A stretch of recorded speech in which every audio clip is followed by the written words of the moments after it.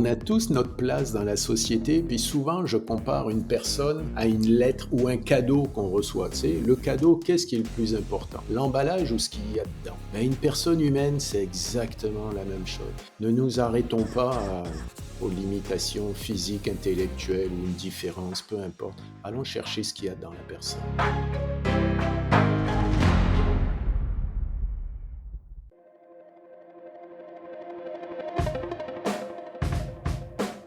Bienvenue sur Les Frappés, le podcast sur le dépassement de soi et l'aventure. Je suis Loïc Blanchard, entrepreneur, coach et préparateur mental certifié. J'ai été pendant plusieurs années sportif de haut niveau en judo avant de quitter les tatamis pour me consacrer à des sports de plein air comme le triathlon ou partir m'évader sur des treks engagés. Récemment, je suis devenu finisher de la PTL, un ultra-trail de 340 km autour du Mont Blanc organisé par l'UTMB. Depuis la création des Frappés en 2020, j'ai deux objectifs. Le premier, c'est de vous faire découvrir des univers fascinants, qui font rêver. Avec mes invités, on ira naviguer sur toutes les mers du monde. On participera à des expéditions dans les régions polaires ou en Himalaya. On découvrira l'envers du décor de l'entrepreneuriat et du sport de haut niveau. Et on partira en mission avec des membres des forces spéciales. Le deuxième, c'est de vous aider à croire en vos propres rêves et à passer à l'action grâce au partage de ces invités exceptionnels. On sous-estime largement ce dont on est capable physiquement ou mentalement et je suis convaincu qu'une petite conversation peut déboucher sur de grands changements. On a en moyenne 4000 semaines à vivre sur Terre, alors autant les vivre à fond. Montrer par l'exemple que l'impossible est possible. Voici la mission que se sont donnés Eric, Philippe, Stéphane et tous les autres membres du réseau Autonomie Santé, une association établie au Québec. Ensemble, ils font vivre des moments de dépassement physique et humain des groupes inclusifs. Leur prochain défi, c'est de se lancer sur l'édition 2024 de la Diagonale des Fous avec l'un de leurs membres qui sera en Joëlette, un fauteuil roulant monoroue équipé de bras à l'avant et à l'arrière pour être porté, poussé ou tiré. Sur cette Joëlette se trouvera Samuel, 30 ans, atteint du syndrome de Lewy Bach, une maladie dégénérative. Au départ, autour de lui, il y aura 26 porteurs et 5 assistants qui uniront leurs efforts pour passer la ligne d'arrivée 4 jours plus tard. Parmi ces porteurs, Stéphane, que vous allez entendre dans cet épisode. Professeur d'activité physique, il est depuis plusieurs années lui-même à mobilité réduite suite à une double amputation. Un échange d'une énergie et d'un optimisme contagieux avec des hommes que rien n'arrête et qui ont fait le choix de montrer que peu importe la condition de chacun, absolument tout est possible quand on en a la volonté. Merci à Eric, Philippe et Stéphane pour ce fabuleux moment d'espoir. Excellente écoute à vous les frappés.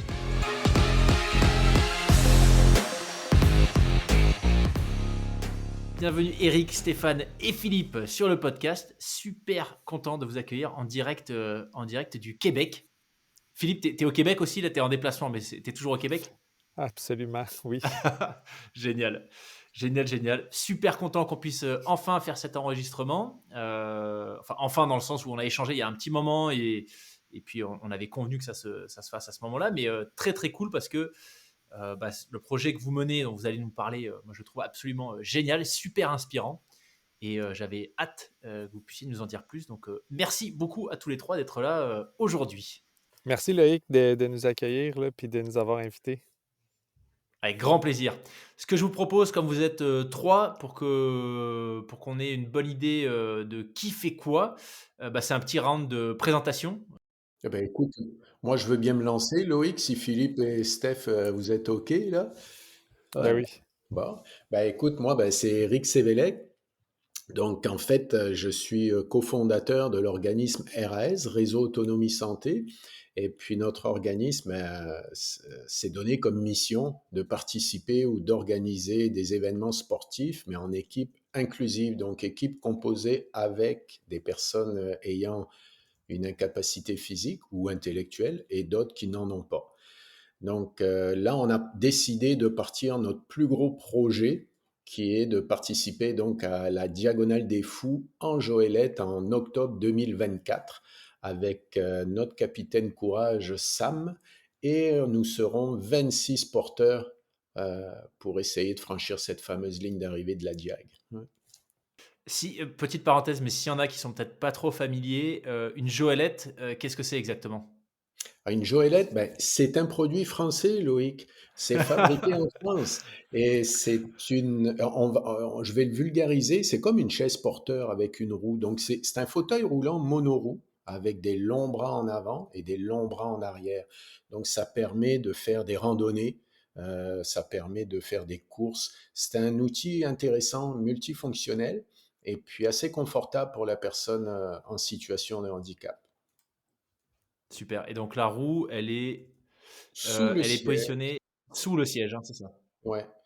Ok. Tu as comme un siège sur lequel la personne prend place et sous le siège, tu as une roue qui permet donc de faire rouler la joëlette. Mais il faut savoir que pour notre projet, sur environ 96 kilomètres, on va la porter plus de 60 kilomètres parce qu'il y a des Waouh. passages à l'île de la Réunion qu'on ne pourra pas la faire rouler, hein. Ouais, on en parlait en off de certaines sections de sentiers à La Réunion. Et effectivement, de ce que j'ai compris, c'est déjà moyennement praticable à pied. Alors, avec une joëlette, ça doit être un sacré défi. Ok. Ouais, Ben, on t'en merci beaucoup. reparlera l'année prochaine. Ouais, voilà. Dans tous les cas, on se fera l'épisode débrief après la course. Donc, super intéressant. Projet RAS, donc tu disais réseau autonomie santé. C'est en fait l'idée de ce que tu expliquais avant qu'on passe à Stéphane et Philippe. C'est d'associer des valides et des invalides et de les mettre ensemble au départ d'épreuves sportives type la Diagonale des Fous, qui là est votre plus gros projet, mais en tout cas, voilà, qui représente bien ce que vous essayez de faire. Et l'objectif, c'est quoi? C'est de leur faire vivre des aventures, des émotions Oui, puis exceptionnelles. c'est de démontrer que tout est possible parce qu'en fait, nous, là, dans les 26 porteurs, on n'a pas d'athlètes olympiques, là. On a Mm. quelques personnes en forme, mais on a des personnes là, qui repartent de zéro, là, qui doivent se remettre en forme parce qu'on voulait démontrer que c'est hyper difficile sûrement à faire cette fameuse diag en goélette, mais monsieur et madame tout le monde est capable de le faire si on s'en donne les moyens et la peine, tu sais. Et en ayant un groupe comme ça de 26 porteurs, ben on s'encourage, on s'entraide et on va tous y arriver, là. Super message. Excellent. Bah, merci Eric pour cette petite présentation et cette intro. Stéphane, Philippe, qui enchaîne? Je vais, je vais aller. Dans le fond, moi, c'est. Ben, Philippe, à moins que tu étais prêt, ça va. Moi, c'est Stéphane Boisvert. Je suis de Victoriaville. Dans le fond, là, je suis impliqué avec RAS depuis environ un petit peu plus que de 2 ans. Principalement, je suis enseignant en éducation physique. Je suis moi-même aussi en situation de handicap, là. Fait que, dans le fond, j'ai croisé Eric il y a environ 3 ans de ça déjà pour une activité d'escalade. Suite à ça, j'ai été impliqué. Puis c'est ça, là, je suis dans le groupe du début là, pour le projet de la Diagonale des Fous, aussi pour l'île de la Réunion. Puis très content de faire partie de cette belle gang-là. Puis tu sais, ce que je trouve plaisant, c'est ça, là, c'est donner l'opportunité justement à des personnes qui sinon n'auraient pas l'occasion d'aller dans des endroits, exemple comme l'île de la Réunion ou juste en sentier, là, avec la Joëlette. Dans le fond, les personnes en situation de handicap, ça leur permet aussi là, d'avoir accès à ces endroits-là, là, justement avec nous, ben, avec des personnes qui peuvent porter ou faire rouler la Joëlette. Tu disais que tu es toi-même du coup en situation de handicap. C'est un handicap au niveau des jambes. Tu peux te déplacer ou est-ce que tu peux nous en dire Ouais, plus? dans le fond, moi, c'est ça. Moi, j'ai double amputation. En fait, amputation de jambe à droite avec sous le genou, dans le fond. Donc, amputation tibiale. Puis, transmétatarsienne à gauche. Donc, j'ai plus mes orteils du pied gauche. Puis, à la jambe droite, là, j'ai amputation sous le genou. Donc, avec ma prothèse, là, je suis capable de me déplacer. Là, puis, je porte aussi à ce moment-là la Joëlette. Là. Fait que je réussis, je parviens à faire des défis de cette envergure, en tout cas, du moins, je l'espère. Ah, donc tu vas faire partie des 26 porteurs de la Joëlette? Ouais, exact, exact. Là, Waouh, depuis ok. quelques temps, là, on s'entraîne, là. On a fait quelques défis, là, dont quelques défis dans le coin de la ville de Québec, là, en trail, là, le défi des couleurs Simard, le Québec Méga Trail, là, qui était près du Mont-Saint-Anne, là, une montagne ici dans le coin de Québec. Fait que, effectivement, j'ai participé à la même hauteur que les autres personnes. Fait que c'est très agréable, puis très content aussi qu'on m'ait impliqué dans le groupe aussi, là. Fait que j'apprécie. Fabuleux. Bah, écoute, merci Stéphane pour cette présentation. Philippe, il reste plus que toi. Ouais, salut Loïc. Moi, c'est Philippe. Dans le fond, dans la vie de tous les jours, je suis un entrepreneur dans le domaine des personnes à mobilité réduite. Mais sinon, là, pour le projet de la Diag, moi, je fais partie aussi d'RAS. Eric m'a recruté un peu en même temps que Stéphane il y a 2, 3 ans pour m'impliquer plus activement dans l'organisme. Puis, tu sais, à ce titre, ben là, on a développé plein d'activités, dont le para-escalade. Puis Stéphane, il en fait avec nous, là, il est aussi moniteur de para-escalade. Puis à travers tout ça, ben là, Eric nous a proposé son projet de fou qui est de participer à la Diagonale des Fous. Donc, je suis comme porteur, patenteur en chef pour modifier la Joëlette, puis apporter peut-être des améliorations. C'est un rôle que j'aime bien. Puis je suis super content d'être ici là, aujourd'hui, puis d'être là avec Eric puis Stéphane. C'est tout le temps le fun quand on se retrouve puis qu'on partage nos histoires. Génial. Eh ben, merci à tous les trois pour ces super intros. Première question pour moi, c'est alors peut-être du coup plus pour Eric, mais qui est une question un peu finalement pour tous les trois. C'est Eric, la genèse de RAS. Qu'est-ce qui fait qu'à un moment donné, tu t'es dit que tu allais créer le réseau? Donc ça, voilà, plutôt pour Eric. Et pour Stéphane et Philippe, qu'est-ce qui vous a séduit, en tout cas, qui vous a convaincu euh, que c'était un projet qui valait le coup de vous investir autant en termes de temps, d'énergie, etc. Ouais, bah, tu vois, la genèse du projet, en fait, c'est parti d'une idée fort simple, c'est que à la base, et je le suis encore avec ma conjointe, on est famille d'accueil, donc on s'occupe de personnes adultes ayant une déficience intellectuelle et troubles de comportement. Puis, après quelques années, ben, je me disais, OK, là, c'est bien beau, mais il faut que je fasse quelque chose là, pour m'oxygéner un peu. Donc, je me suis dit, qu'est-ce que j'aime? Je dis, ben, j'aime le sport, j'aime bouger. Et autour de moi, j'avais des personnes, des amis que j'avais en situation de handicap. Puis, de fil en aiguille, on échangeait et on est venu à la réalité de dire, ben, on les voit jamais, les personnes handicapées, participer à des événements sportifs. Et ça représente 15% de la population au Québec, quand même, les personnes handicapées. Et on les voit jamais. Donc, c'est parti de là avec quelques amis à roulettes, comme on les appelle là. On a dit, ben, on va monter une association. Donc, RAS s'est créé, mais avant d'intégrer un événement régulier, ça a pris 3 ans parce que toutes les portes se fermaient. Il n'y avait pas de personnes handicapées qui participaient à des événements réguliers. La fameuse phrase qu'on nous disait tout le temps, c'est ah non, c'est pas possible. Alors, ben, on s'est dit, OK, c'est correct, on va finir par y arriver. Et on a réussi à participer à un événement, et en plus, ce n'était pas une course de 5 ou 10 kilomètres, on a fait une course à obstacles, je ne sais pas si vous connaissez, là, les X-Man Race, là, des courses à obstacles en Joëlette. Et on a filmé ça parce qu'on s'est dit, ben regarde, si on fait ça et qu'on nous dit la prochaine fois, ah non, c'est pas possible, ben on va dire, as-tu une minute, regarde ce qu'on a fait. Si on a fait ça, on est capable de faire un 10 km à pied là, ou en fauteuil. Donc voilà l'essence même de la naissance de RAS. Génial. Et donc RAS, tu l'as créé il y a combien de temps maintenant? Alors, je l'ai co-créé avec un ami, Dominique Viennot, un autre Français, parce que je suis français, mais j'ai immigré depuis 30 ans au Québec. Donc, moi, je suis international. Maintenant, je suis autant québécois que français. Et on l'a créé en 2013. D'accord, ok, donc plus de 10 ans maintenant. Ok, 10 ans, ok. Et donc Stéphane, Philippe, vous, quand vous avez... déjà, comment est-ce que vous avez... alors Stéphane, t'en as un peu parlé, mais comment est-ce que vous avez croisé le chemin d'Éric? Et qu'est-ce qui vous a donné envie de rejoindre, de participer à ce que fait RAS? Ouais, c'est ça, j'en ai un peu parlé tantôt, là. Moi, dans le fond, c'est quand même récent, là. Depuis 2017, dans le fond, je suis maintenant en situation d'handicap. Donc, puis je suis à la base aussi enseignant en éducation physique. Puis, c'est ça, je pense que c'est en 2020, là, il y a eu une activité, là, justement, on parlait tantôt de para-escalade, là. Il y a eu une activité d'escalade à Québec. Puis, c'était ma première participation en 2020 à une activité comme ça. Puis, c'est à ce moment-là que j'ai croisé Eric. Puis, tout de suite à ça, ça a fait boule de neige. Tu sais, moi, mon intérêt, justement, pour étant enseignant en éducation physique, puis en étant en situation d'handicap, on dirait que ça mariait parfaitement les deux. Puis, Eric, comme l'a si bien mentionné un petit peu plus tôt, là, le projet, pour moi, m'appelle beaucoup, m'interpelle beaucoup. Fait que suite à ça, j'ai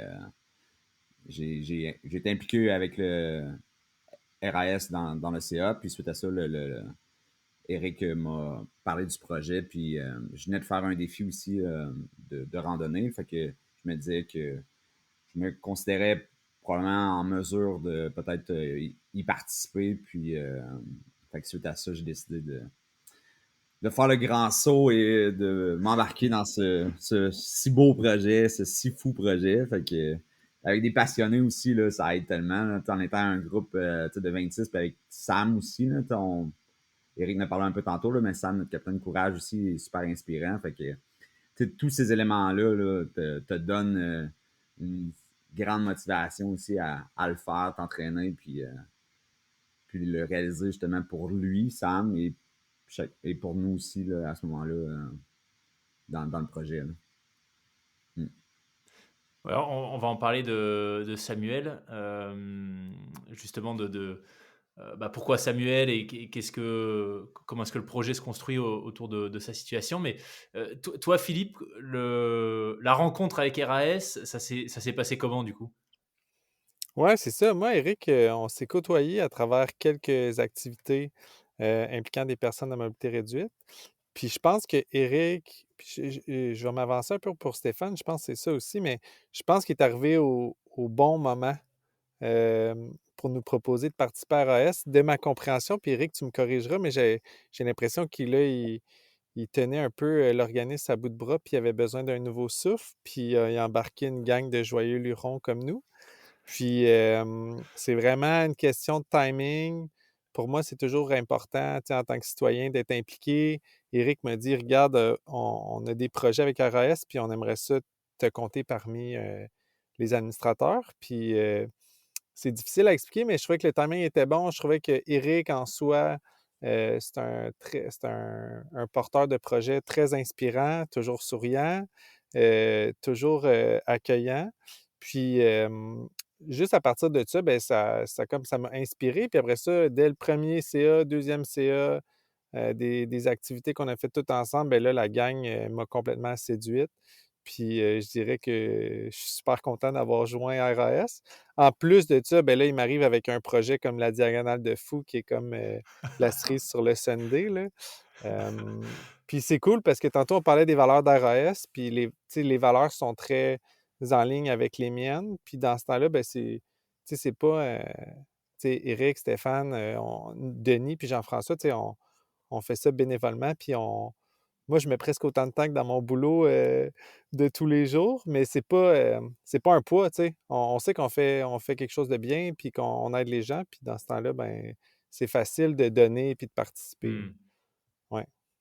Ouais, je pense quand tu trouves, ce que j'ai l'impression là quand je vous entends parler, il y a énormément d'énergie positive, d'inspiration. Donc je pense quand tu es au contact d'un groupe comme ça qui donne autant, où tout se passe, finalement il y a une espèce d'optimisme ambiant, bah oui, je suppose que tu comptes pas tes heures du coup. Ça va être un vrai plaisir. C'est sûr que nous, hein, on veut parler de la Diag, mais tu sais, RAS, on pourrait t'en parler pendant 2 3 heures. Faudrait que tu nous arrêtes à un moment donné, là.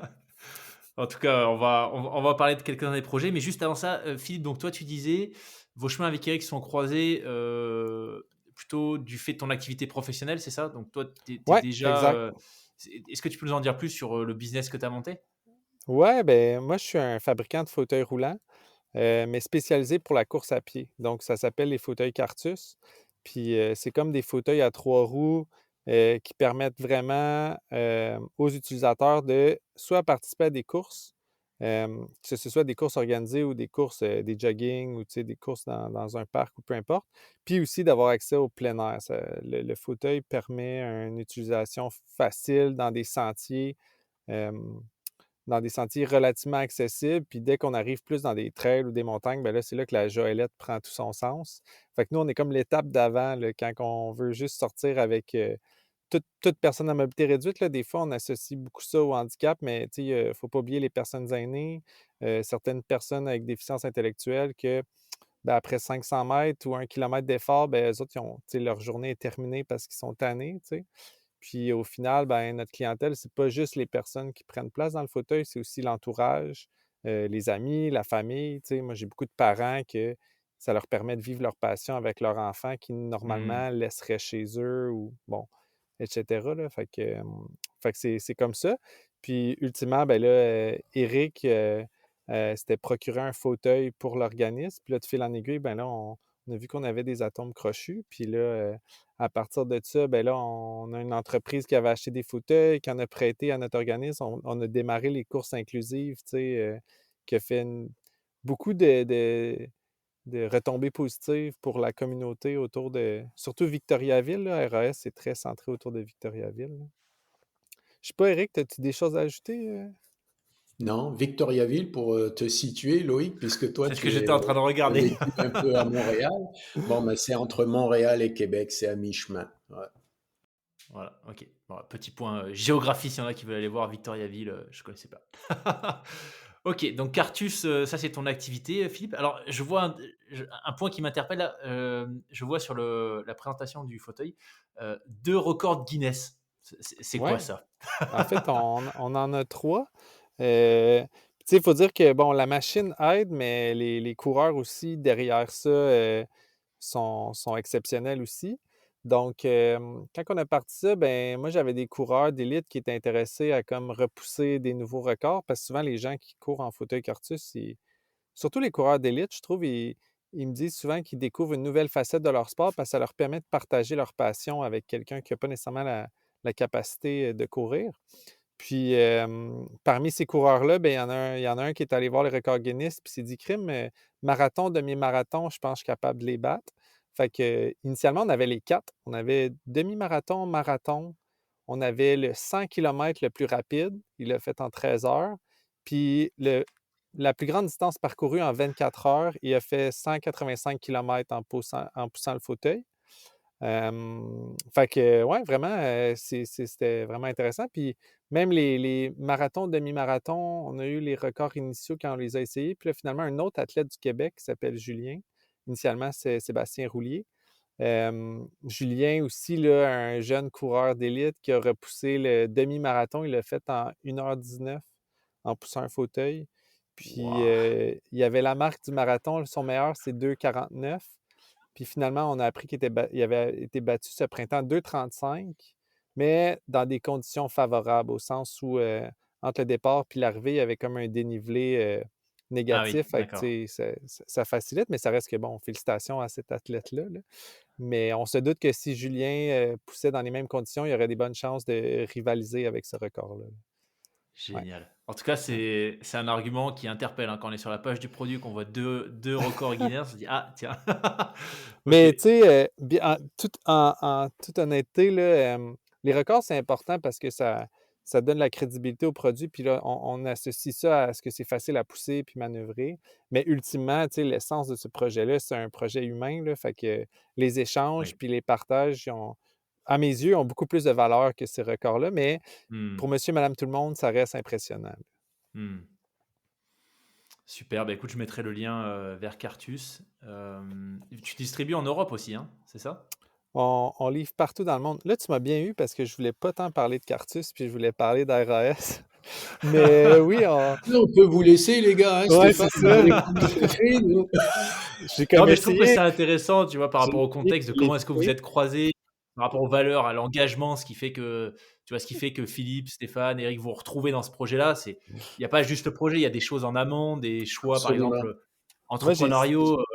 j'ai essayé Tu vois, Philippe, d'éviter tu la pas question, puis là, tu m'as bien eu, là. bah, j'allais y arriver, hein, tu décidé de créer une boîte, tu vois, dans cet univers-là. Tu aurais pu faire, des burgers ou, je sais pas, C'est vrai, des absolument. des courts-métrages, n'importe quoi. Donc c'est aussi Ouais. intéressant, de comprendre comment tu en es arrivé là. OK, super. Non, non, puis tu sais, Loïc, si je peux me permettre aussi, par rapport au fauteuil Cartus, mais tu sais, c'est très rassembleur parce que on fait des courses, on participe à des courses. Tu vois, cette année, on en a fait 8, mais des courses régulières, hein. Et on arrive maintenant à courir avec 17, 18 Cartus, là, tu sais. Donc, de plus en plus, là, on nous voit et Hmm. nous, bah, c'est de la sensibilisation qu'on fait parce que les coureurs réguliers, bah, sont admiratifs, ils vont parler. Tu sais, il y a un échange qui se fait, c'est vraiment festif. Là, vous parliez de record Guinness, mais quand on arrive dans les courses, on oublie le chronomètre. Nous, là, on a du plaisir, on a du fun. Ouais. Parce que la situation au Québec, d'un point de vue sensibilisation du grand public, vous le décririez comment? Est-ce que globalement les gens sont euh, justement sensibilisés au courant, sensibilisés et sensibles à ce sujet du handicap et du sport, ou c'est un gros chantier à mener? Ben, si je peux me permettre, hein, Stéphane, Philippe, ben, je trouve que ça commence à se développer davantage. Là, il n'y a pas juste nous qui participons à des événements, il y a d'autres organismes, etc. Mais moi, ce que je me suis toujours dit, j'ai dit, regarde, nous, on croit à ce qu'on fait, on est heureux de faire ce qu'on fait, on fait plaisir à du monde, on a du plaisir. Après, ben, on s'aperçoit quand même il y a certains coureurs ou spectateurs qui sont touchés, sensibilisés, qui viennent nous voir, qui viennent parler. Donc on se dit, ben regarde, c'est génial. Si en plus on a du plaisir et puis qu'on peut permettre un échange, ben c'est bon, les esprits s'ouvrent. Mais j'ai pas la prétention, là, tu sais, Loïc, de dire, ah ouais, ça va super bien ou non, ça va pas super bien. Nous, ce qu'on voit quand on participe, on voit qu'on n'est pas un poids ou des extraterrestres, là. Les gens nous accueillent et puis commencent à discuter, à partager. Stéphane, tu partages ce point de vue? Il y a quelque chose que tu Ouais, vois ben, peut-être de différent, de complémentaire? ouais, je partage le point de vue. Puis, tu sais, je pense que la beauté de ça, tu sais, c'est un pas dans la bonne direction. Puis, le fait, justement, de sortir un peu, tu sais, les gens en situation d'handicap, en fait, ça leur permet de participer à des activités comme ça. Fait que, tu sais, ça les sort un peu de l'isolement. Puis, c'est la beauté de la chose par la suite, c'est que ça permet aux autres aussi de voir que c'est possible. Fait que, tu sais, c'est comme un effet boule de neige, dans le fond. Là, c'est que là, ça les permet de voir que ok, les personnes sont en situation de handicap, sortent, ça leur permet d'être là, de participer. Fait que les personnes, j'allais dire, comme tu as dit tantôt, un peu valides et invalides, là, donc les personnes valides voient qu'ils sont là, puis qu'ils participent, donc ça les sensibilise parce que sinon, des fois, on les voyait juste pas. Donc, c'est comme je pense que c'est un pas dans la bonne direction, justement. Là. Puis ça, Hmm. ils voient que justement c'est possible, que c'est pas très plus complexe. Puis les personnes, justement, qui ont. Moi, la beauté de la chose de ça, c'est les personnes qui étaient en isolement, qui n'osaient pas trop sortir en situation de handicap, ben, ils le font une fois. Puis je te dirais, le pourcentage de rétention est à peu près de 100%, qui reviennent. Une fois qu'ils ont embarqué, ils ont mis j'allais dire le doigt dans l'engrenage, là, je veux dire, ils voient qu'il y a du plaisir, ont eu le fun, c'est le fun, ils sont dehors. Fait que souvent, ces personnes-là se réinscrivent, puis reviennent, puis ça augmente de plus en plus la communauté aussi. Donc c'est ça qui est super. Là. Puis Toi, si je c'est... peux me permettre, tu sais, Loïc, Vas-y. excuse, là, un exemple concret parmi nos coureurs, là, ben, on a un ami, Yves, qui lui est né sans jambes, c'est un athlète paralympique et il se déplace en planche à roulettes. Il fait tout en planche à roulettes. Et à un moment donné, il avait participé à une de nos courses et quand il est arrivé, ben, il y a un coureur régulier qui est venu le voir. Puis quand j'ai entendu son commentaire, j'ai dit waouh. Le gars lui dit, ben, tu sais, il dit, hey, tu as été ma source de motivation. J'étais à la veille d'abandonner quand j'étais dans la côte. Tu m'as doublé et quand je t'ai vu passer avec ta planche à roulettes, je me suis dit que je pouvais pas abandonner. Si toi, tu étais capable de le faire, fallait que je termine. Et tu vois, ça, c'est des échanges parfois, c'est super gratifiant. Puis, ben, c'est génial parce que le gars a été humble pour venir voir Yves et le remercier parce qu'il avait fini la course grâce à lui finalement. Hmm. Mm. Ah, c'est une super anecdote, hein.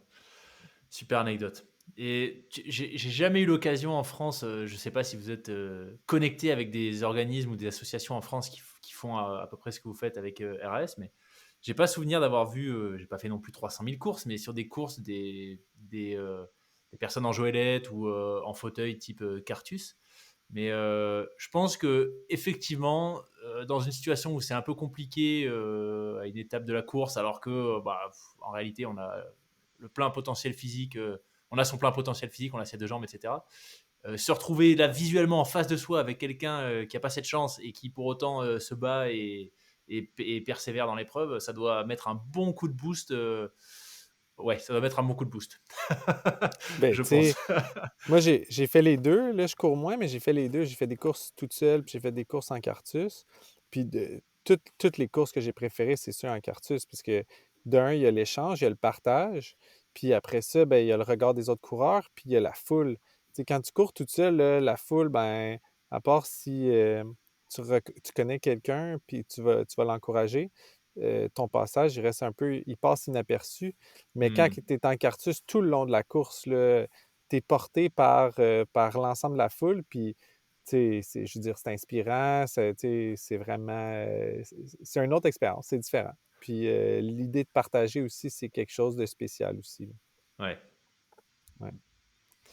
Stéphane, t'évoquais ce que ça apporte à des personnes en situation de handicap, le fait de pouvoir vivre des expériences sportives telles que, bon, là encore une fois, la diag, ça va être un extrême. On va bientôt en parler de la diag, hein, on est à quasiment une demi-heure encore mais on va y arriver, on va y arriver. Mais On a bref, hâte, on a hâte. Stéphane, ouais, Stéphane, tu disais que c'est finalement une fois qu'ils y ont pris goût, ils sont sortis pour la première fois de chez eux alors qu'ils n'osaient pas forcément le faire avant pour faire ce type d'activité, bah, ils y reviennent. Toi, si j'ai bien compris, donc ton amputation, c'est pas de naissance, hein, c'est ça, c'est relativement récent.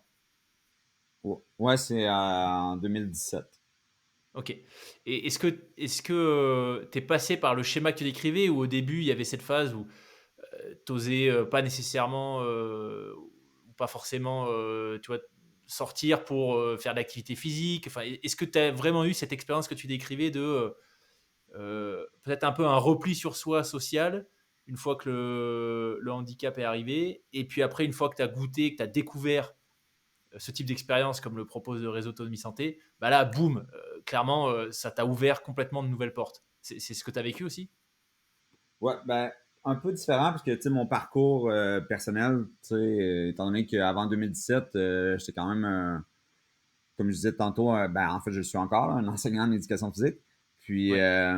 j'étais quand même un bon sportif, là. Je viens d'une famille très sportive. Moi-même, j'ai quand même bien performé, principalement au soccer, nous, qu'on appelle ici, vous, le foot.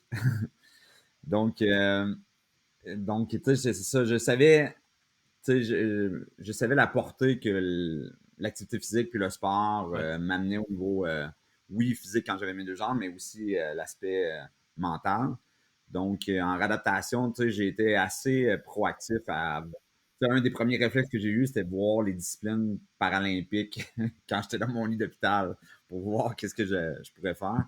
Fait que, tu sais, le réflexe, c'était vraiment de tout de suite sortir puis essayer de faire du sport. Fait que, tu sais, dès que j'étais en réadaptation, il y avait un vélo à main disponible. Fait que, tu sais, dès que j'avais la chance, je sortais en vélo à main. Fait que, moi, je savais le bienfait que ça amenait Ouais. l'activité physique, puis ça m'a permis aussi de le vivre avec une certaine, j'allais dire, un certain positivisme, je dirais. Hmm. Euh, la situation, le changement de vie. Puis, tu sais, ce que j'aime, moi, c'est de constater justement des personnes qui étaient peut-être, tu sais, soit qui ont des situations de handicap de naissance, ou tu sais, que ça fait longtemps, ou qu'ils n'ont pas eu de réflexe, justement, d'avoir un passé sportif ou de le vivre, dans le fond, des activités sportives. Mais, tu sais, je vois que eux, dès qu'ils l'expérimentent, puis qu'ils sortent, tu sais, il y a l'aspect aussi nature communautaire aussi, là, qui fait, je pense. Fait que, tu sais, ces trois éléments-là, l'activité sportive, l'aspect communautaire, puis le fait de sortir dehors en nature, tu sais, je pense que tu vois les bienfaits que ça peut apporter puis les retombées que ça a sur eux. Moi, tu sais, ça, je l'ai vécu aussi, tu sais, mais un petit peu différemment, mais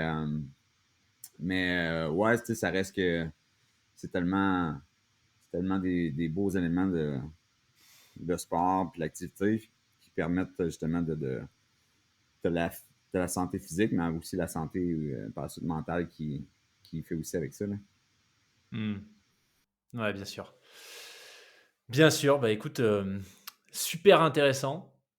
Ce que je vous propose, c'est qu'on arrive au gros morceau de l'échange, le sujet, la diagonale des fous. Alors déjà, honnêtement, première question, c'est pourquoi la diagonale des fous? Parce qu'il y a plein d'autres choses.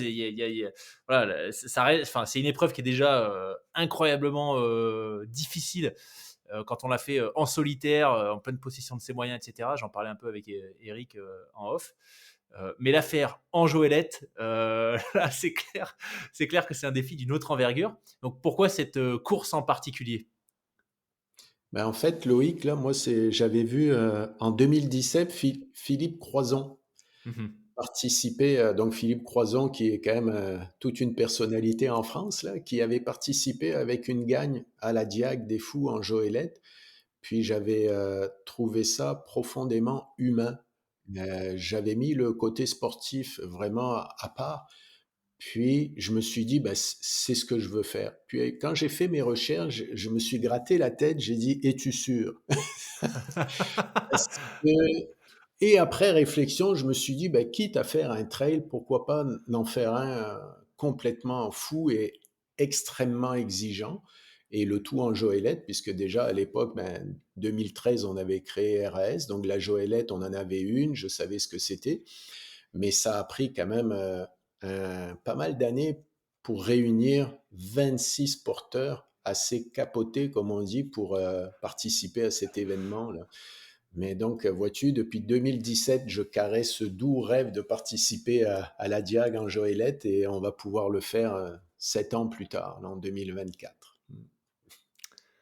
Ça en dit long, tu vois, sur cette notion de résilience, de détermination. Voilà, ça arrive, tout arrive finalement à ceux qui s'en donnent les moyens et qui sont patients. 7 ans, c'est à la fois très court et pas si rapide que ça. Donc, franchement, bravo. Ouais, mais Euh, Loïc, à un moment donné, avec le temps, je me suis dit, ben, soit j'y vais en tant que porteur ou j'y vais en tant que porté. ouais. Donc, je me suis dit, peut-être qu'un jour, je le ferai en tant que porté, mais en 24, je vais être porteur. Mais moi, j'aime ça parce que là, il l'a pas nommé comme ça, mais des fois, quand on demande à Eric, tu sais, c'est quoi pour lui la diagonale, il parle d'un rêve. Puis je trouve que c'est beau comme message, là. Tu sais, c'est un rêve, puis finalement, tu sais, à la gang, on va le concrétiser. Puis moi, ça m'inspire beaucoup, tu sais, dans ce projet-là, là. Ouais, ça l'est clairement.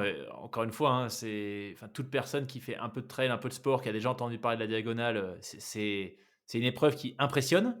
Déjà en solitaire, et là, la faire donc, en portant une joëlette sur une bonne partie de la trace et en coordonnant 26 personnes, enfin, c'est une course dans la course, en fait, sur laquelle vous vous apprêtez à vous lancer là. C'est une nouvelle dimension de la diagonale des fous.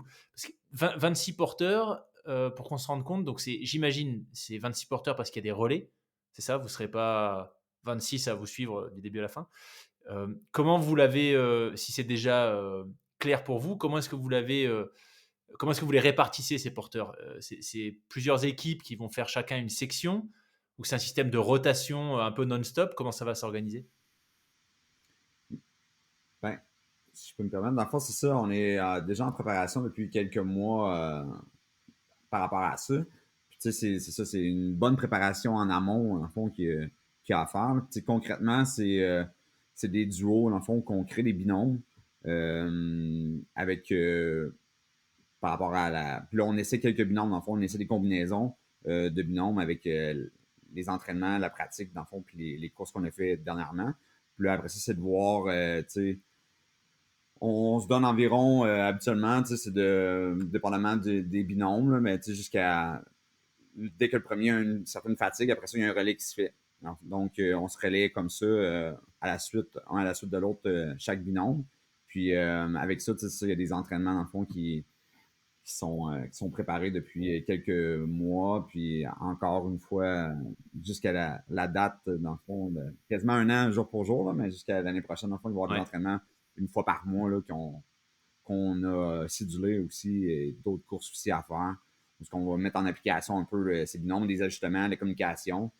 On a un comité, en fond, préparation physique et mentale, où on fait des consolidations d'équipe aussi, là, pour justement la cohésion de groupe, puis de vivre ça en groupe. Puis ouais, c'est ça, tu sais, on l'expérimente. Des fois, on est en apprentissage aussi, là. Dans le fond, d'il y a quelques mois versus aujourd'hui, là, on voit une progression au niveau de, justement, de la communication, au niveau de l'endurance aussi de certains porteurs, certaines porteuses.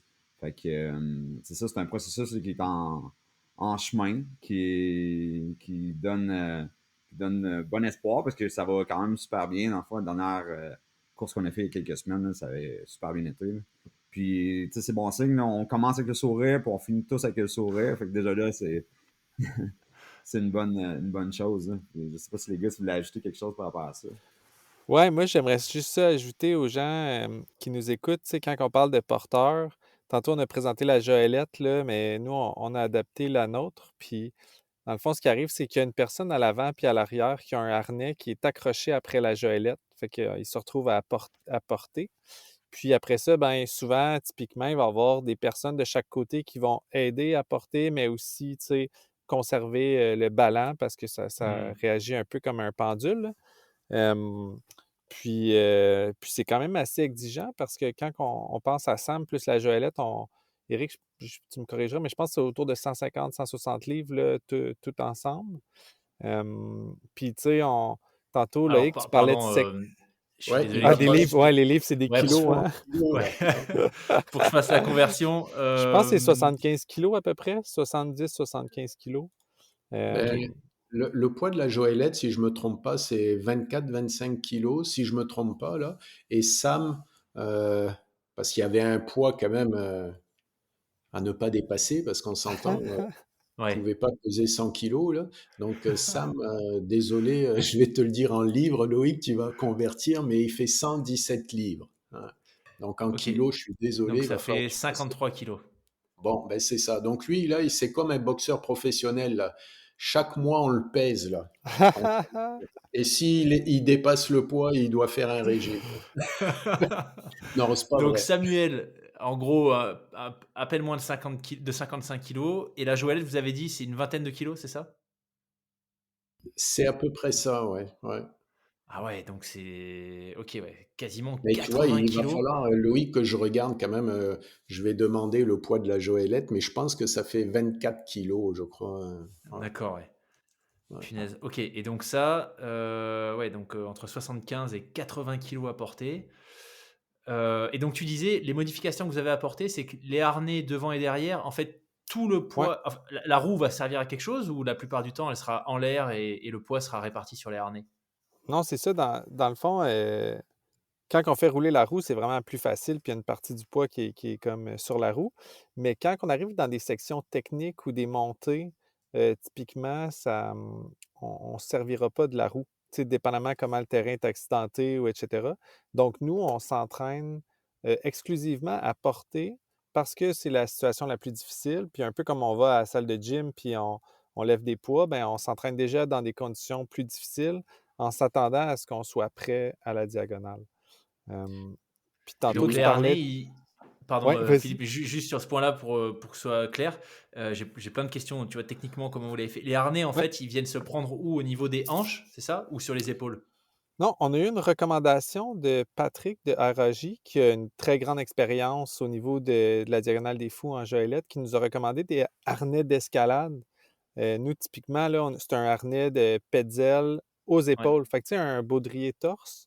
Nous, on l'utilise, mais avec des mousquetons vers le bas. Fait qu'au lieu de s'attacher au torse, ben, chaque ganse, on les attache de chaque côté de la Joëlette. Euh, J'essaie de penser à une image Du coup, que le vous poids, aurez. il est plutôt au niveau du haut du corps, c'est ça? Ce que tu Exact, disais? Au sur niveau les des épaules. épaules? Exact, ouais. Ah ouais, d'accord, ok. Ok. Ouais. Bon, encore là, on Et fait des tests. Moi, j'ai acheté différents types de harnais parce qu'on s'est fait recommander ça, mais pour certaines personnes, c'est inconfortable. Fait que c'est un peu de gérer tout ça, là, tu sais. On arrive avec le sourire, comme Stéphane disait à la fin du portage, mais tu sais, il y a des petites douleurs aux épaules quand même, là. à cause du matériel qu'on utilise, Ah bah, mais tu m'étonnes. ça fait, ça fait partie du défi. On sait qu'on ne sera pas dans des conditions parfaites non plus, là.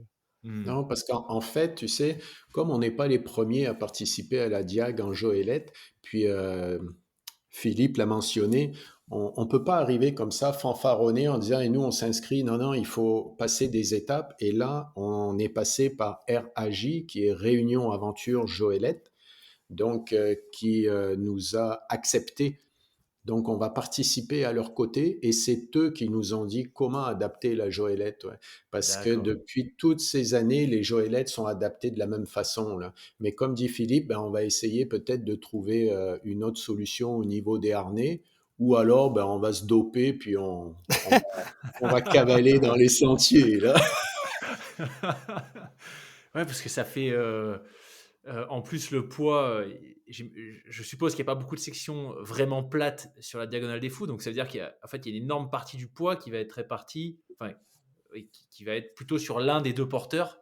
Et ça va bouger. Enfin, ouais, j'ai du mal en fait à m'imaginer comment c'est gérable avec autant de poids, un effet d'inertie, de balancier dans des sections méga techniques où il peut y avoir par exemple une pente d'un côté, une falaise, enfin un mur vertical de l'autre. Le défi, il est quand même incroyable, hein. Ben, c'est là qu'il faut s'aimer tous parce que s'il y en a un ou une que t'aimes pas, ben, tu lui fais un croche-pied puis elle part dans le ravin là. Mais tu sais, il y a des choses aussi, c'est que quand on porte, on a les mains libres, ok? Donc, ben, on peut faire une chaîne humaine, tu sais, à l'avant. C'est exactement ça que toutes les équipes font quand c'est en montée avec un très gros dénivelé. On fait une chaîne humaine. La personne qui est à Ah. l'avant prend la main et il y en a d'autres qui poussent derrière aussi. Donc, c'est pour ça qu'on est 26, on se relaie, mais tout le monde va aider là, dans l'effort collectif. Parce que quand ça va monter, on fait une chaîne humaine, on a deux, trois personnes à l'arrière qui poussent le porteur. Donc, c'est vraiment collectif le travail. Là. Ouais. Et en Vous arrivez descendre, déjà, pardon, vous arrivez déjà à savoir combien de porteurs au maximum se retrouveront autour de la Joëlette sur certaines sections? Parce que je suppose qu'il y a des sections roulantes où 3 ou 4 personnes suffiront, mais peut-être que d'autres, il en faudra plus. Vous avez une idée de ce que ça représenterait, ces sections peut-être plus techniques où il faut plus de monde? Mais pour le moment, selon nos expérimentations, en termes de chaîne humaine, c'est souvent là que l'effort est nécessaire d'être partagé. On se rend jusqu'à 4 personnes. Plus que ça perd un peu en efficacité, mais quand on regarde les autres équipes par exemple, quand ils partagent des images de la diagonale, tu vois, il y en a qui font deux files de chaîne humaine d'environ 4 personnes. Nous, on fait une monofile pour l'instant. Puis ça dépend des sections, tu sais, comme une expérience qu'on vit, c'est que nous, quand on fait nos entraînements, on essaie d'être parmi la communauté, donc on se joint à des événements de trail. Puis là, ben, quand les coureurs arrivent, on n'a comme pas le choix de faire la file indienne. Fait qu'encore là, ben, ça nous pratique indirectement à vivre des sections où on ne peut pas avoir des porteurs de chaque côté. L'effort est plus difficile pour les porteurs qui doivent comme gérer l'effort à 100%, tu sais, l'équilibre. Souvent, le rythme, il descend un peu. Quand on descend des grosses pentes, ben là, c'est difficile pour le porteur à l'avant d'être la seule personne qui met les freins. Fait que souvent, ben, typiquement, il va y avoir 2 personnes de chaque côté qui, elles, vont Mmh. se prendre après la joëlette. Puis là, nous, quand on parlait de communication tantôt, quand on est rendu à cette étape-là, ben là, le porteur en avant, il va crier frein. Puis là, ça notifie les gens que, bon, ben ça nous prend 2 freins en avant. Puis c'est pas des freins mécaniques, c'est des freins humains, là. Puis en ce moment, c'est là qu'on en est. Mais tu sais, on a plein d'autres activités de prévues. Fait que, tu sais, à chaque fois, on va comme peaufiner un peu nos techniques, considérant qu'est-ce qu'on va vivre, qu'est-ce qu'on s'attend de vivre à la diagonale. Sur les 26 porteurs, vous parliez, c'est Stéphane tout à l'heure qui disait qu'il y a des porteurs et des porteuses. Elle est constituée globalement de qui cette équipe? Vous avez combien de femmes? Est-ce que Stéphane, tu es le seul à être dans une situation de. Alors, j'aime pas dire de handicap ou d'invalidité, qui est un peu les termes qu'on utilise, mais en fait, tu l'es pas du tout puisque tu vas être porteur. Donc, tu es clairement, t'es clairement carrément valide. Mais est-ce que tu es le seul à avoir cette spécificité, on va dire, ou il y en a Ouais, d'autres? ben moi, ce que j'aime dire, c'est que je suis à mobilité réduite. Ouais. Donc, je fais la même distance, c'est juste des fois, c'est un petit peu plus long. Mais, Mais non, sinon, on est à peu près, corrigez-moi les gars si je me trompe, mais on est à peu près 50-50, là, je dirais autant d'hommes que de femmes. On a même dans les âges aussi, on a notre plus jeune participant qui a 16 ans, Ah ouais. Léonard, dans le fond, ou 15, non 15 ou 16, non 16 ans, il me semble. Ouais, il aura 16 ans l'année prochaine quand il va 16 ans l'année. participer. Ouais, c'est ça, fait que tu sais, présentement, il a 15 ans, dans le fond, puis notre doyen, là, je pense, Eric, qui était le padré, dans le fond, a perdu son titre du doyen. Bien Donc, content. avec Jocelyn, je pense. Fait que, tu sais, on est quand même assez, justement, inclusif. Tu sais.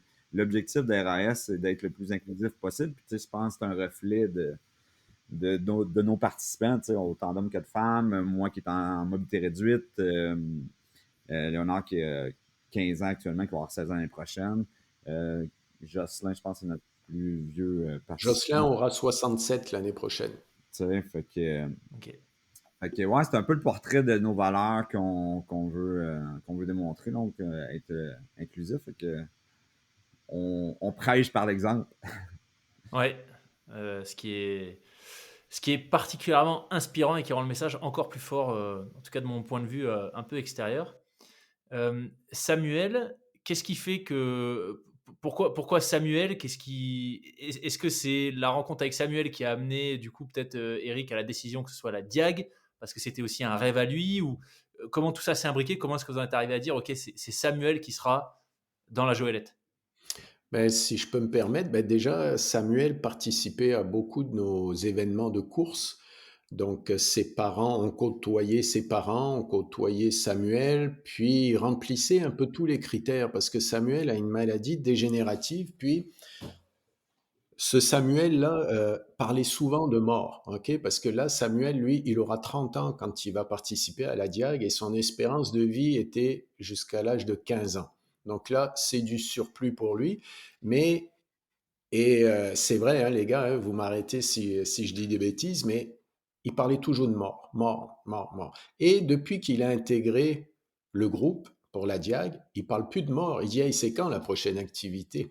Donc, il vit son moment à fond, son moment présent, là, et il est très, comment dire, tu sais, il observe, hein. Quand il voit que ça va pas, il dit, ah, on n'est pas une équipe, là. Ben, quand c'est lui qui le dit, on prend notre trou et on se dit, bon, ben, il va falloir qu'on corrige certaines choses, là. Et un autre critère, comme je l'ai dit précédemment, c'était le poids, parce qu'on pouvait pas se permettre de mettre une personne trop lourde. On a dans notre équipe de soutien notre Denis qui est en fauteuil roulant, mais il fait presque, ouais, il dépasse le critère. Je vais pas dire son poids. Donc c'était soit il faisait un régime alimentaire où on lui coupait les deux jambes, mais il n'était pas d'accord. Donc on a dit ben on va prendre Sam, mais il est quand même avec nous. Il va être dans l'équipe de soutien là. Ouais. Donc en gros c'est ça, c'est que Sam, ben, il remplissait vraiment tous les critères, là. Puis, tu sais, Lui Sam comment? aussi, je voulais juste ajouter, Sam, au-delà de participer à la DIAC, tu sais, il participe aux courses inclusives. Là, c'est rendu qu'il fait du para-escalade. Il fait du deck hockey, fait qu'il est très actif. Mais ça n'a pas toujours été le cas. Puis là, ben, dans le fond, comme Eric disait, il dit quand il veut savoir c'est quoi la prochaine activité, ben, premièrement, c'est pas juste la DIAC, c'est toutes les activités. Puis, tu sais, ça a juste, tu sais, ça a été un élément déclencheur. Puis à travers la DIAG, tu sais, les gens qui y participent sont aussi bénévoles aux autres activités. Fait qu'on on franchit un pas de plus. Tu sais, c'est un nouveau cercle social pour lui. Puis je pense que c'est des deux côtés, là, il y a un échange, hein, comme Eric disait. Nous, ça nous apporte quelque chose de positif, puis lui aussi, tu sais. Et donc, si on peut en parler, hein, c'est vrai que j'ai pas pensé à poser la question avant, mais la maladie qu'il a, qu'est-ce que c'est et l'impact, c'est quoi? Est-ce qu'il peut se déplacer partiellement ou pas du tout? Alors, il a le syndrome Louis Barre. Donc, pour ceux qui nous écoutent, ben, faites des recherches, ça va vous instruire. Mais si tu veux, Sam, ben, il faut l'aider. Il a des besoins spécifiques. Euh, il est en fauteuil roulant, donc il faut l'aider pour manger, pour la prise des médicaments, pour l'aider pour s'habiller, quoi qu'il est toujours torse nu, il a toujours chaud, mais bon, puis pour aller aux toilettes, et il a besoin d'aide, mais ça se fait très bien parce qu'il y a une très bonne communication, puis ça va tout seul, là. Mais il a besoin d'aide. Ouais. D'accord. Et donc, comment est-ce que lui se prépare à cette épreuve? Parce qu'évidemment, même s'il sera dans la Joëlette, c'est un effort, enfin, c'est un défi physique et mental énorme pour lui aussi, ne serait-ce que pour l'endurance. Moi, je pense à ça. Les porteurs, vous allez vous relayer, donc ça veut dire que potentiellement, même s'il y aura peu de repos, mais vous pourrez vous reposer à un moment donné, lui sera tout le temps dans la Joëlette, si je ne me trompe pas. Donc, l'alimentation, les besoins essentiels, le sommeil, comment est-ce que vous l'abordez tout ça pour lui spécifiquement? Mais déjà, Sam, lui, s'entraîne chez lui tous les jours. Il a une petite salle de gym que ses parents lui ont installée. Donc lui, il s'entraîne là pour augmenter sa capacité thoracique, pulmonaire, etc. Là, et puis renforcer ses abdominaux, etc. Ensuite, ce qu'il faut comprendre aussi, c'est que lorsqu'on va participer à la Diag, on a mentionné RAJ, Réunion Aventure Joëlette, c'est eux qui s'occupent des ravitaillements, etc., de tout ce qui est logistique, ok? Donc nous, quand on arrive, ben, on est vraiment privilégié. Il y a toute l'équipe de RAJ qui vont être là et on n'aura pas à cuisiner ou quoi, ça sera déjà prêt. D'accord. Donc, il suffira juste d'apporter l'aide nécessaire à Samuel, mais il va falloir répartir avec les différents porteurs, là, que ça soit pas juste une ou deux personnes qui s'occupent de Sam pendant les 4 jours, parce que ça tiendra pas la route, on va être épuisé, là. Donc, il faut qu'il y ait une répartition des rôles. Puis moi, Et pour... j'ajouterais aussi que, dans le fond, un élément que Sam a vraiment développé, c'est la notion de confiance, au sens où, oui, tu sais, de se côtoyer dans un contexte sportif, c'est une chose, mais là, tu sais, tu parlais de besoins essentiels.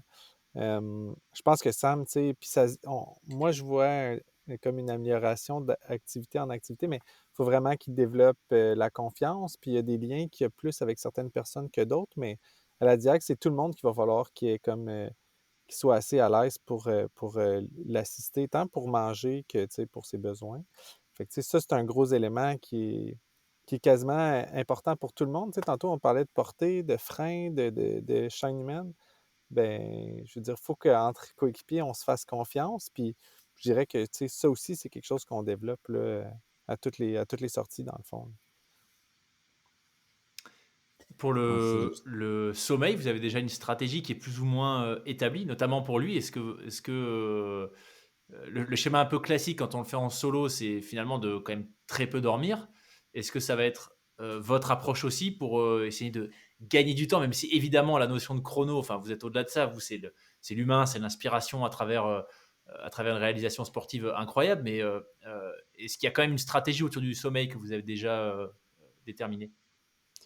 Bah, si je peux me permettre, les gars, là, c'est-à-dire que là, il y a un tracé spécial pour les Joëlettes. Donc, on va pas rencontrer forcément les coureurs, tu sais. C'est vraiment un tracé particulier, spécifique. D'accord, Et puis, chaque soir, on s'arrête, on dort. Mais on dort pas ok. pendant 8 heures, là. Tu sais, par exemple, la première et la deuxième journée, on part, je crois, Patrick nous avait dit 20h30, on arrive à un point vers 23 heures. On prend un autobus qui nous dépose à un endroit, on arrive à 3 heures et on repart pour la journée. Mais sinon, on va dormir peut-être un minima. Mais je pense que la fatigue aidant, on va tomber comme des pierres, là. On va tous dormir, il va falloir des réveils, des cadrans solides pour nous réveiller. Mais Sam, tu sais, on fait une levée de fonds ici chaque année maintenant, là, on fait un 24 heures. C'est-à-dire que pendant 24 heures, tu cours, tu marches, tu fais du vélo, tu fais ce que tu veux, mais pendant 24 heures. Et Sam l'a fait l'année dernière, là, son 24 heures sans dormir. Donc lui, parfois, ben, il faut lui rappeler certaines choses en disant c'est important que tu dormes, c'est important que tu boives, c'est important que tu manges. Donc c'est tout ça là, parce que lui, il ferait tout là comme ça là, sans dormir, sans. Il faut le rappeler à l'ordre parfois là. Un frappé.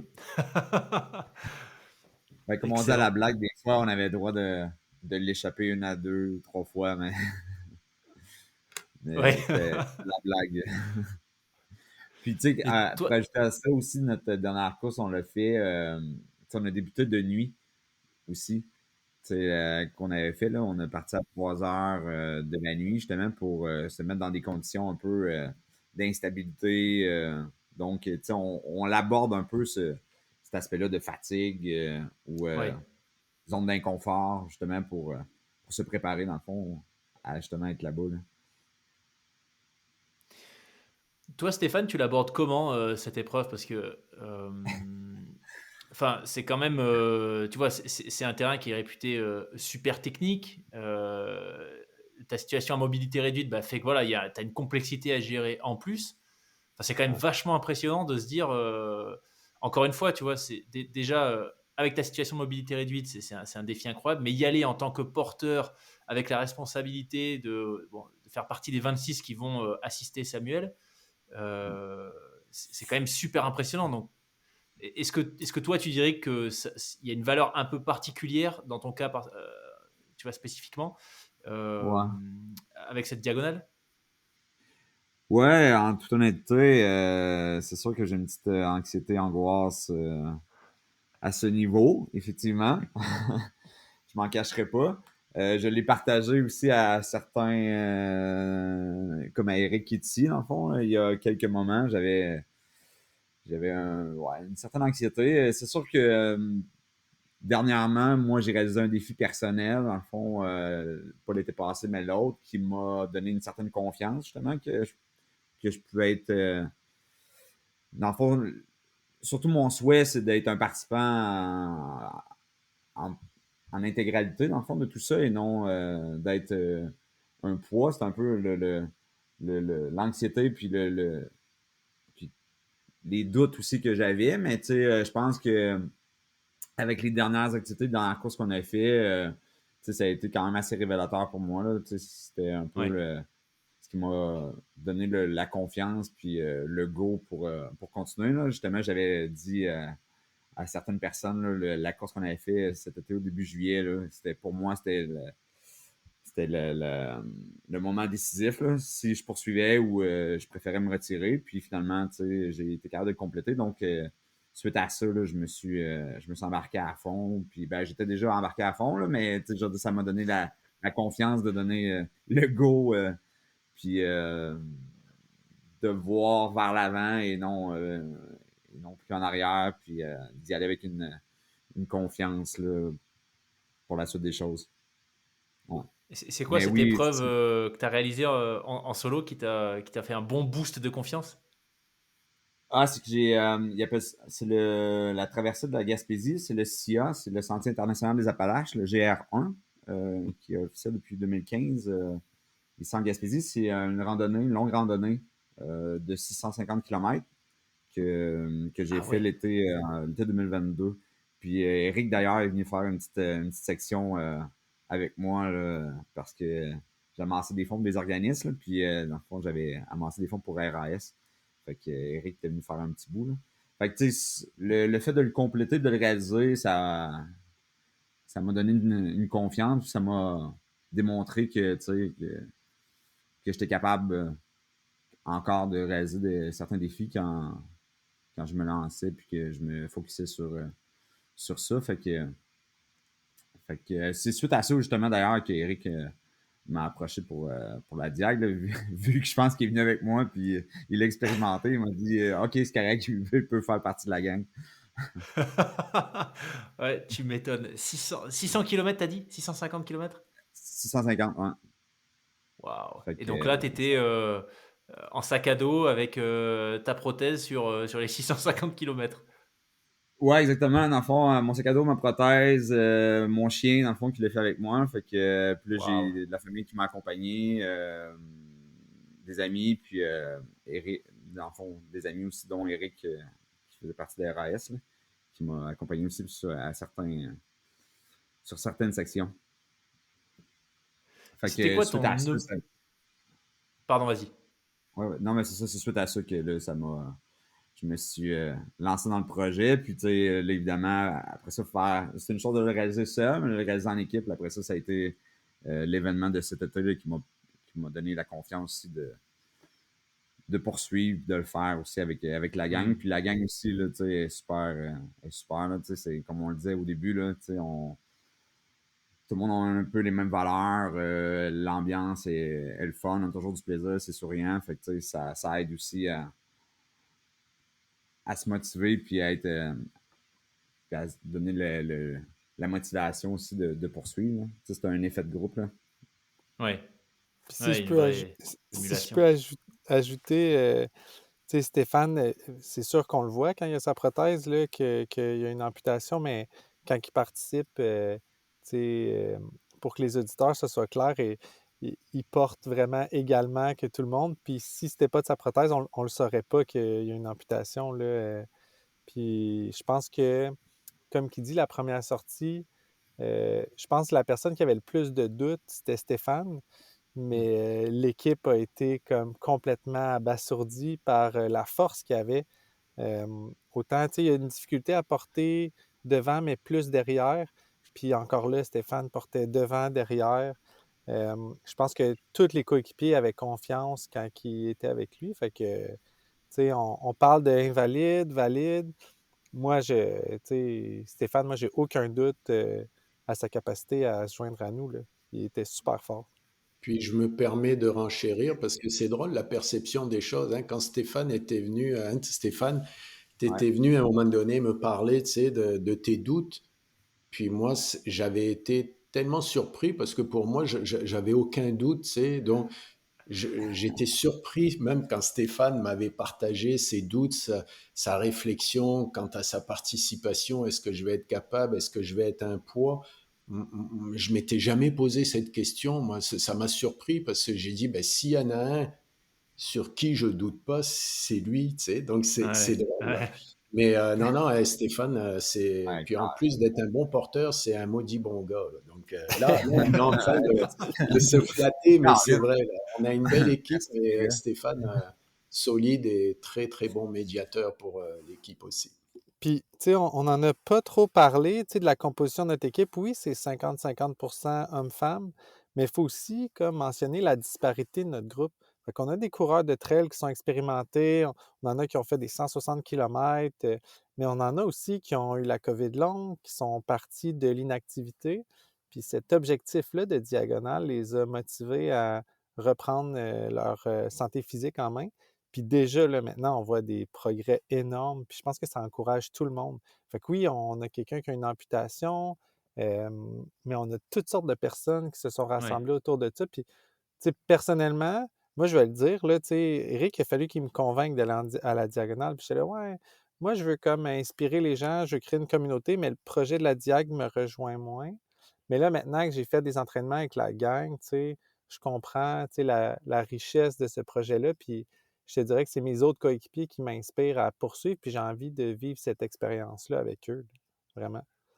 Puis c'est un travail personnel pour le bien-être collectif.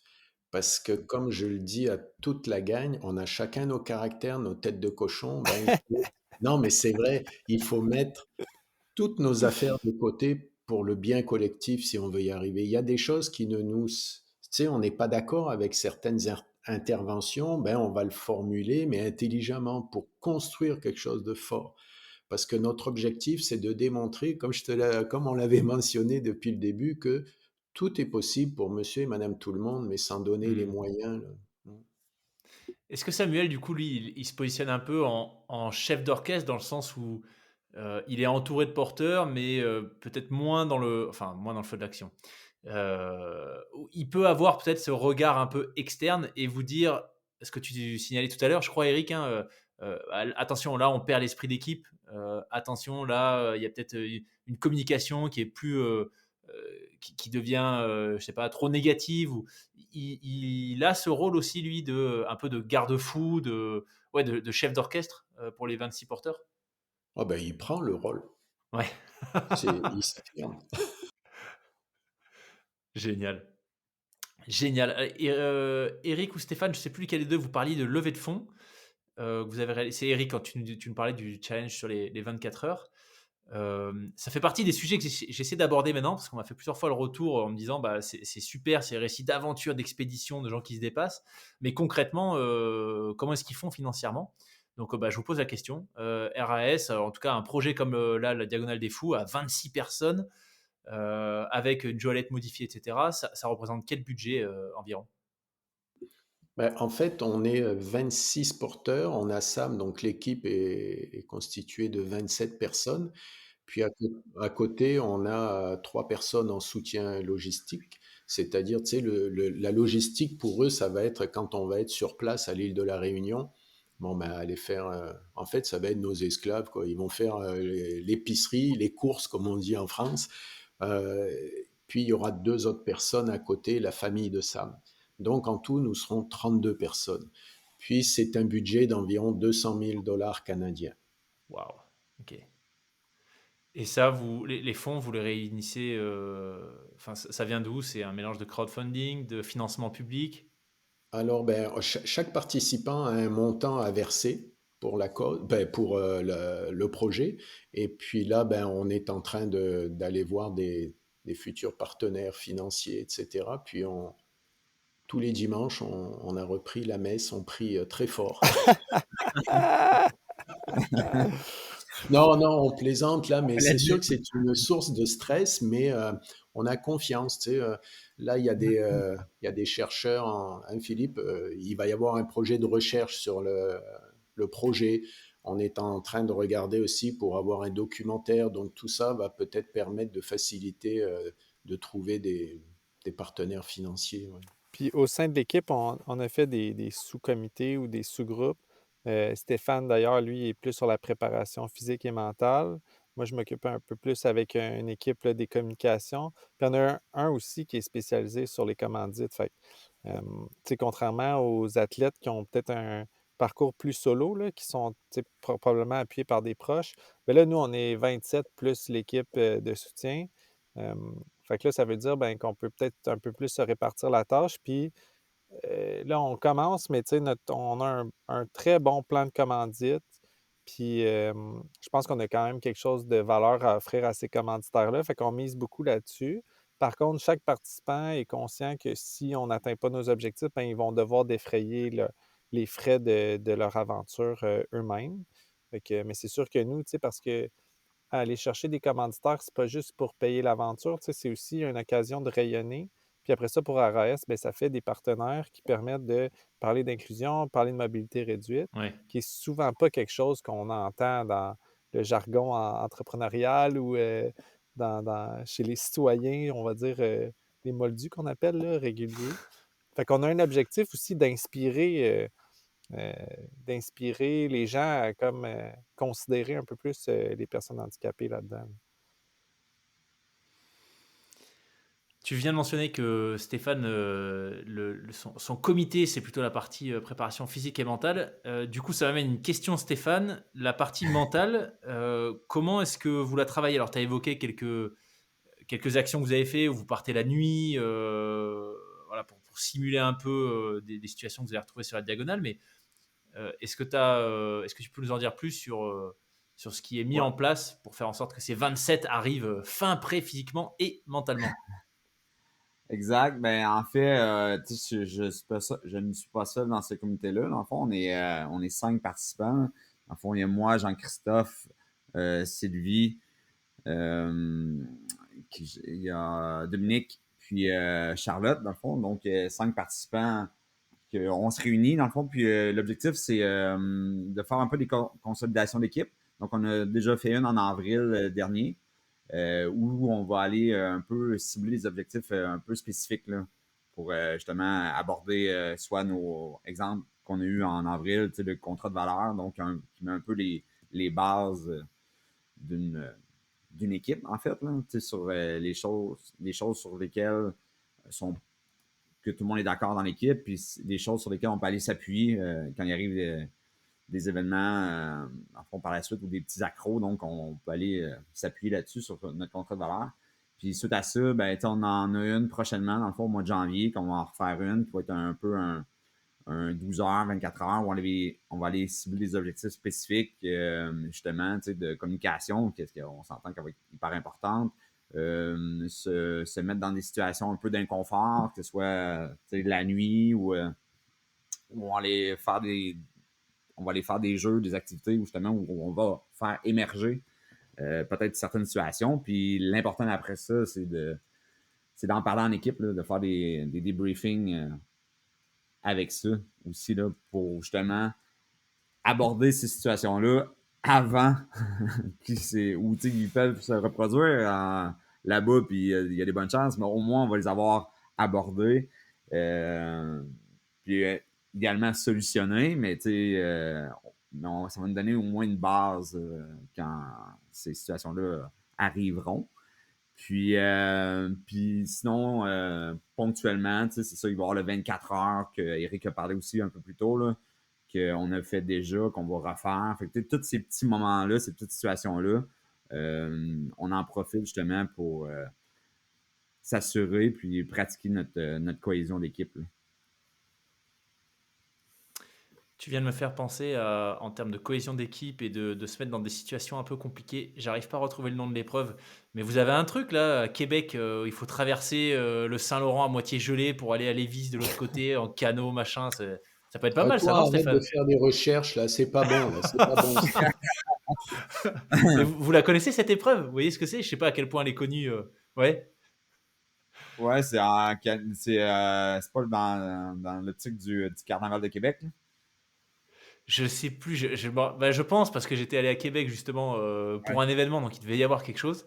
Et je me rappelle avoir vu, on prenait un chocolat chaud, alors ça commence à dater, mais c'est quoi ce superbe hôtel là, l'ancien château, hôtel Frontenac ou quelque chose comme ça, Ouais, au sommet de Château Québec? Frontenac.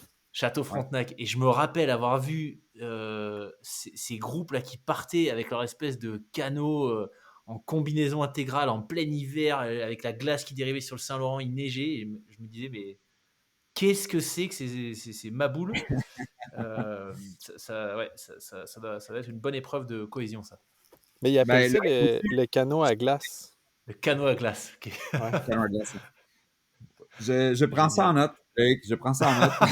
Ouais, t'es Ouais. poli, là, c'est bon. Dis-lui que tu prends en note, hein. On va le laisser tomber, Stéphane. Mais, En tout cas, si vous le ouais, faites, vous leur dites pas aux autres que ça vient, ça vient de moi, hein, originaire de Québec, ouais, c'est bon. Ok, super. Et donc, d'un point de vue organisation, vous allez partir combien de temps à l'avance? Est-ce que vous allez faire en sorte d'être quelque temps avant le début de l'épreuve sur place déjà pour vous habituer, ne serait-ce qu'au climat, etc. Oui, ben ça, on a été conseillé par Patrick de RAJ d'arriver 3-4 jours avant l'épreuve, là, parce que quand même, là, c'est long, là, tu sais, on fait Montréal-Paris, Paris, on attend, je crois, 7 heures avant de reprendre un avion pour Ah aller oui. à l'île de la Réunion. Donc, l'épreuve en 2024, c'est du 17 au 20 octobre. Donc, on pense arriver le 13 octobre à l'île de la Réunion, là, pour avoir au moins 4 jours d'acclimatation, là. Ouais. Et pour le coup, vous, c'est une vraie acclimatation parce que vous Ouais. aurez peut-être quoi, 20 degrés d'écart avec le Québec déjà à cette période? Ben, ça va dépendre, là, la température en octobre. Ben, regarde, ça va nous faire du bien, là, d'avoir de la Ouais. chaleur. Génial. Génial. Alors, encore une fois, hein, c'est assez clair que le chrono n'est pas un objectif, mais est-ce que vous arrivez à peu près à estimer, tu parlais tout à l'heure Stéphane, non Eric, je crois, de 4 jours. Ça reste quelque chose sur lequel vous allez garder un œil ou si c'est 4 jours et demi, 5 jours, ce sera 4 jours et demi, 5 jours. Ah non, non, c'est vraiment 4 jours, hein, c'est du C'est 4 17 au jours. 20, là. Mais non, nous, on regardera pas du tout la montre, là. Non, Ok. Mais absolument pas. il y a quand même un minimum à atteindre, puis on a comme un objectif au moins de suivre la gang d'RAJ. Mais on n'a pas des objectifs de finir premier ou peu importe. Là, Ouais. on veut être en mesure de suivre. Puis c'est entre autres pour ça qu'on se prépare autant. Là, on veut arriver là, puis quand même montrer notre sérieux là, dans notre approche à cette aventure-là. Là. Mm. Génial. Tout à fait. C'est de passer le fil Peut-être d'arrivée. pour... Pardon, vas-y Stéphane. Non, je dis c'est ça, tout à fait. Ça va être de passer le fil d'arrivée, en fait. Ça va être c'est l'objectif final, hein. Avec tout le monde, on ne veut pas en laisser un à mi-chemin quand même. Là, parce que là, Effectivement. S'il y a des gens qui veulent vous suivre, alors pour la phase de préparation, mais aussi lors de l'épreuve, si c'est déjà quelque chose que vous avez imaginé, on peut le faire via un site, les réseaux. Ouais, sur les réseaux, tous nos identifiants, c'est DDFI 2024.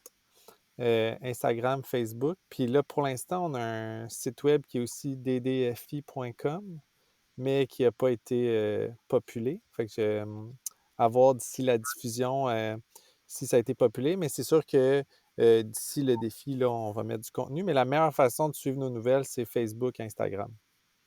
Peut-être pour doucement se rapprocher de la conclusion, et là c'est plus une question par rapport aux 24 autres porteurs du projet, enfin porteurs et Samuel, vous diriez, de votre perspective, vous diriez qu'est-ce qu'ils trouvent ces gens-là à travers RAS? Si vous deviez un peu synthétiser, on a parlé de plein de choses, de vos parcours à vous, ce qui vous motivait dans ce projet, ce que vous y avez trouvé, mais euh, les 24 autres, si on leur donnait le micro, là, ils mentionneraient quoi comme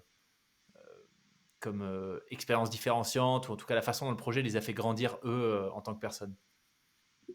Mais quand tu parles de projet, tu parles essentiellement de la Diagonale des Fous. Je parle de la Diag, mais en fait, en réalité, voilà, la Diag, c'est un peu, comme disait Philippe, la cerise sur le sundae. Ouais. Mais il y a plein d'autres expériences, donc Oui. disons plutôt RAS. Ben, tu vois, RAS, là, ce qu'on nous dit, c'est que souvent on nous dit il n'y a rien de compliqué et tout est possible avec vous. Ouais. Hein. Et c'est de prendre les gens comme ils sont. On regarde pas leur incapacité, on regarde leur capacité. Qu'est-ce qu'ils peuvent faire? Parce que lors de courses, parfois, ben, il y a des personnes qui prennent place dans les cartus, mais qui sont capables de marcher sur 20 mètres. Ben, on leur propose, on leur dit, est-ce que ça te tente de faire les derniers 20 mètres tout seul? Ben, c'est ça. Donc, on n'est pas là pour on est là pour partager. Puis c'est ça, moi je dis, il n'y a absolument rien de compliqué, tout est possible et on prend vraiment en considération chaque personne. Ouais. On valorise chaque personne. Ouais, excellent. Moi, Stéphane, j'ajouterais peut-être? à ça, Ouais. je pense que c'est les valeurs humaines aussi là, qui ressort de ça. Là. Tu sais, ce qui rejoint un peu Eric, tu sais, la bienveillance, tu sais, communication, respect de soi des autres aussi. Là. Fait que, tu sais, puis un autre élément important, c'est le plaisir aussi. Là. Tu sais, je veux dire, on arrive là, le monde, c'est plaisant, tu sais, il y a une belle ambiance, le monde tu sais, doit repartir avec le sourire, là, puis tu sais, c'est pas forcé, là, tu sais, ça vient naturellement. Fait que je pense que Hmm. toutes les valeurs humaines aussi qui en ressortent de part et d'autre, là, tu sais, puis c'est un partage, là, puis ça crée une communauté. Fait que, il y a ça aussi, je pense. Ouais, moi, j'abonderais dans le même sens, là. Moi, ce qui m'impressionne tout le temps chez RAS puis à la DIAC, c'est l'ouverture des autres participants. Fait que je pense que ce serait quelque chose qui reviendrait beaucoup. Nécessairement, il y a le dépassement de soi, mais le dépassement de soi, c'est pas nécessairement un record Guinness ou, tu sais, un objectif ultime. C'est ce qu'on est capable de faire puis se dépasser soi-même en fonction de nos propres objectifs. Puis ça, c'est très clair chez RAS que c'est un peu l'objectif de tous et chacun. Puis ben, on est là pour s'entraider à travers tout ça. Puis Stéphane l'a nommé, mais vraiment, RAS puis la Diagonale, c'est vraiment une communauté. Puis ça, je pense que c'est une communauté aussi. Puis je parlais d'ouverture, tu sais, des fois, on intègre des nouveaux participants. Puis la dernière activité, on avait justement un nouveau participant qui se joignait à nous. Puis ça a été son commentaire. Il dit, j'ai rarement vécu un groupe dans lequel j'ai pu m'intégrer aussi facilement, puis je sentais que j'avais ma place, puis que tout le monde était ouvert, puis tout le monde était comme bienveillant à mon égard. Puis ça, je pense que ça résume bien un peu le feeling. Tu sais, toi, si Loïc, tu venais dans nos activités, là, je pense que c'est ce que tu ressentirais toi aussi, là. Vous n'avez pas prévu d'ouvrir une antenne en France bientôt, non? Parce que ça serait parfait, ça. Ce serait l'occasion de le tester, de le vivre, cette expérience RS. Mais Ou écoute, une autre non, on va proposition, pas Loïc, monter une antenne, on est déjà assez occupé ici, là. Non, mais ouais, ou une autre proposition, Loïc, tu disais ça fait longtemps que tu n'étais pas venu au Québec, là, ce serait l'occasion parfaite de t'intégrer à une activité. Bah écoute, envoyez votre calendrier et on va regarder ça. Mais je dis ça en rigolant, mais il faut que je fasse gaffe parce qu'à force de dire ça des invités, je me retrouve avec une liste d'épreuves, de défis, d'invitations un peu partout dans le monde. Ça devient il y a plus d'invitations que ce que j'ai de temps, mais bon. Donc, il faut que je fasse gaffe avec mes blagues. Excellent. Eh bien, écoutez, est-ce que vous... bon, c'est un peu ce qu'on vient de faire finalement, voilà, à travers ma question par rapport à ce que retrouvent les autres personnes du réseau, mais est-ce que vous, il y aurait un message que vous voudriez faire passer pour synthétiser un peu tout ce qu'on s'est dit sur les valeurs que vous véhiculez, mais peut-être plus même la notion de sensibilisation du public par rapport à Eric, ce que tu disais, finalement, tout est possible. Donc, est-ce qu'en synthèse, il y aurait quelque chose que vous voudriez dire, peut-être en particulier à un public québécois, mais aussi français? D'habitude, je parle le premier. Ben là, je vais les laisser parler. Non, mais moi, je te laisserai le mot de la fin, Eric, parce que à chaque fois que tu t'exprimes sur ce sujet-là, moi, j'en finis inspiré, tu sais, fait que... Mais tu sais, regarde Loïc, c'est qu'on a tous notre place dans la société, puis souvent je compare une personne à une lettre ou un cadeau qu'on reçoit. Tu sais, le cadeau, qu'est-ce qui est le plus important? L'emballage ou ce qu'il y a dedans? Ben, une personne humaine, c'est exactement la même chose. C'est qu'allons chercher ce qu'il y a de bon chez la personne, là, avant de la juger par rapport à son emballage, on va dire. C'est vraiment ça, là. Ne nous arrêtons pas aux limitations physiques, intellectuelles ou une différence, peu importe. Allons chercher ce qu'il y a dans la personne. Très beau message. Bah écoute Eric, Philippe, tu avais raison, hein, c'est l'inspiration Eric, hein, pas de doute là-dessus. Hein. Un grand merci en tout cas à tous les trois. Merci Eric, merci Philippe, merci Stéphane, c'était super intéressant. Sacré défi qui vous attend, mais à vous écouter, moi j'ai aucun doute sur l'expérience que vous allez vivre, le fait que vous allez arriver au bout quand il y a autant de détermination, de passion, de volonté de partage. Ça peut que amener à de grandes et belles choses. Donc merci beaucoup d'être venu partager tout ça sur le podcast. J'espère que ce sera l'occasion à mon petit niveau, à mon échelle, de vous aider en termes de visibilité, de faire en sorte qu'il y ait encore plus de gens qui veulent s'impliquer, plutôt pour ceux qui sont au Québec, mais qui veulent s'impliquer dans le projet ou qui veulent vous suivre sur la diagonale. Et peut-être que ça donnera des idées à d'autres personnes de créer des réseaux, créer ce type d'organisme sur des territoires où il n'y en a pas pour le moment. Parce que l'initiative est juste absolument géniale. Ouais, merci pour l'invitation. Merci beaucoup.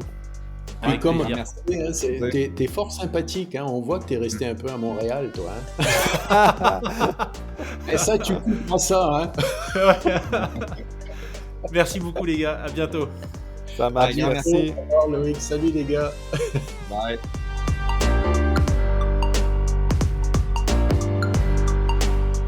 Merci d'avoir écouté cet échange avec Eric, Philippe et Stéphane jusqu'au bout. J'espère que vous aurez pris votre dose d'inspiration et d'optimisme comme ça a été le cas pour moi.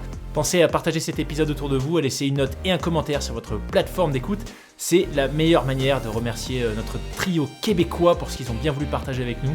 Je vous souhaite une excellente semaine et je vous dis à bientôt pour un nouvel épisode.